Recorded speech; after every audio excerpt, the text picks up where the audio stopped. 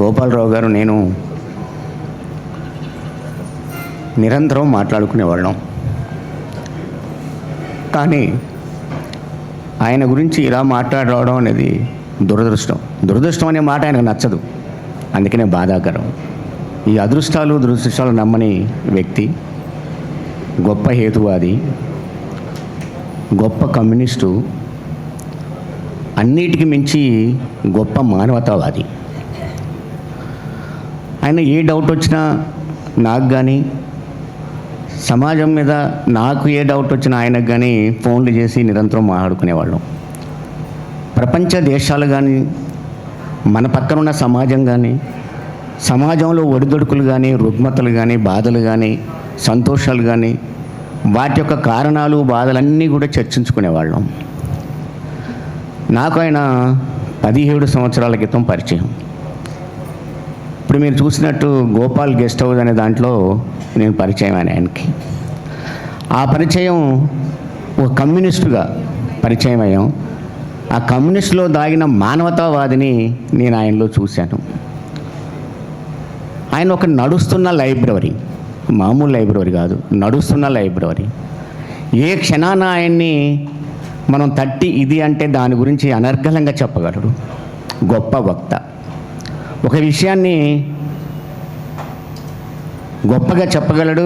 గంటల తరబడి ఒక క్లాసు రూపంలో కూడా చెప్పగల ఉపాధ్యాయుడు. అందుకని నిరంతర విద్యార్థే కాదు, గొప్ప ఉపాధ్యాయుడు కూడా ఆయన.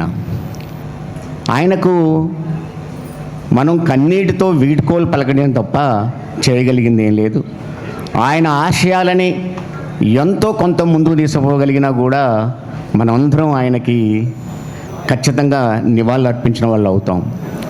ఈరోజు 4 మాటలు మాట్లాడుకొని పోవడమే కాదు, ఆయన ఆశయాలని కొంతైనా మనం అధ్యయనం చేసి,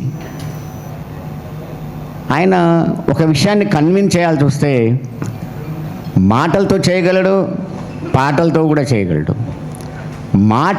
పాటని కలగలిపి కన్విన్స్ చేయగల వ్యక్తి గొప్ప వక్త గోపాలరావు గారు.